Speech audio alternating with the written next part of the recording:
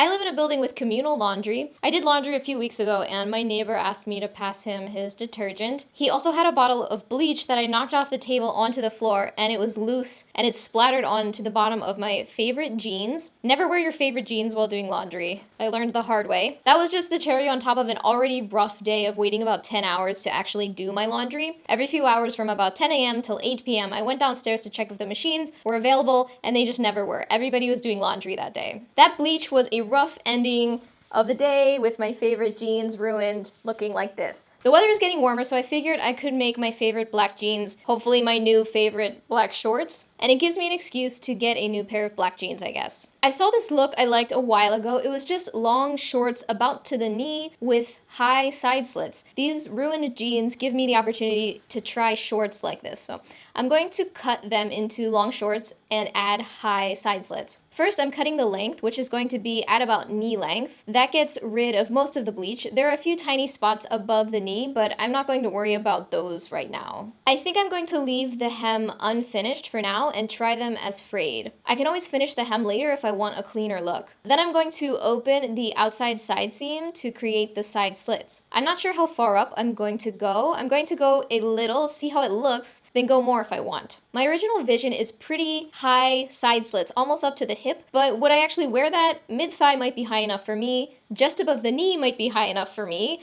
We'll see. I'm trying to find that place that's just beyond normal. Not too extreme because that doesn't go with how I normally dress, which tends to be fairly minimal and basic most days. Here are the finished shorts. I'm going to take these outside for a few test runs and see how I like them. This is the season of cut-off denim. Do you have a pair of jeans that you're cutting into shorts? Let me know what style you're doing below in the comments. Frayed hem, cuffed hem, asymmetrical hem, short shorts, long shorts, distressed or ripped with holes. Share this video with your DIY denim loving friends and subscribe.